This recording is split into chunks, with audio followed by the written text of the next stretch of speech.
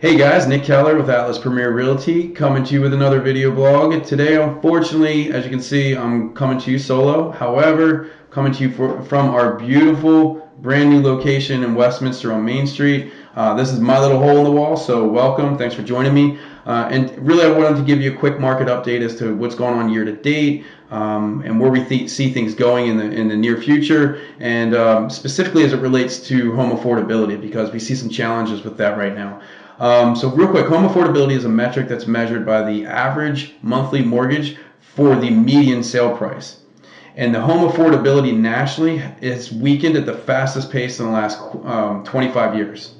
So it's alarming, and it's definitely something we need to keep an eye on. So what goes into home affordability? Well, or a weakening home affordability position. A few things: rising interest rates, rising home prices, rising demand, and critically low inventory.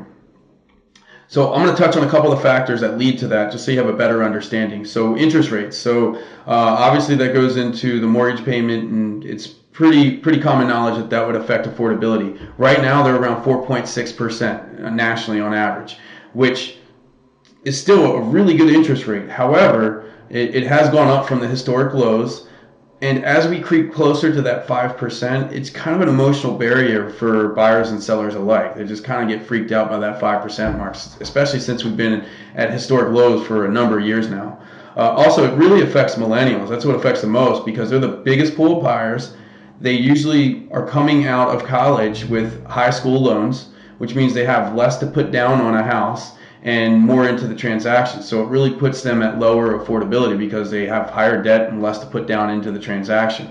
Interest rates also affect inventory, which goes into rising prices and overall affordability. And here's how it affects that. So interest rates go up, and for somebody who owns a home who's thinking of upgrading or downsizing or relocating, the incentive for them to do so is not as great, because they probably either bought with a historically low interest rate or refinanced into a historically low interest rate, and they probably have a principal balance on their current mortgage that's less than them going and purchasing a new house because prices have gone up.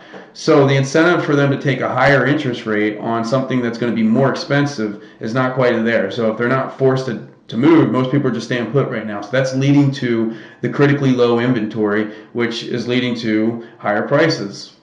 High demand, low inventory, higher prices.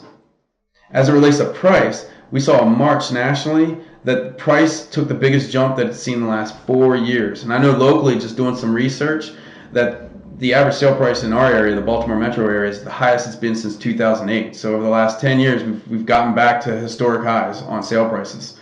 So all those conditions lead to home affordability. Really, what do we do with this information? I mean, there's not a whole lot that we can do to change it right now. We just got to work within the climate. So it's just important to be aware of that, make good decisions. And how do you do that if you're buying a house? Well, if you're buying a house and you don't have anything to sell, then I would suggest you be patient with the process. You don't get too emotional about anything, because it's going to be competitive. Things are going to move fast. You got to be able to think fast and act quick. So you want to start your strategy a lot earlier than I think you would have otherwise had to do so. You also want to make sure that you're not doing it up against a lease ending or anything like that puts you in a precarious position. If you're selling a house and you're looking to upsize or downsize or relocate, strongly suggest, just like buying a house, I would suggest starting that process a lot sooner and being much more strategic in covering all the different scenarios that can happen, so that so you have the proper expectations when you get into it. So hope that helps. As always, if you have any questions, concerns as it relates to your situation or someone you might know, please don't hesitate to reach out to me or anyone here at Atlas. We'd be happy to help. Other than that, always appreciate checking us out, and look forward to seeing you next time.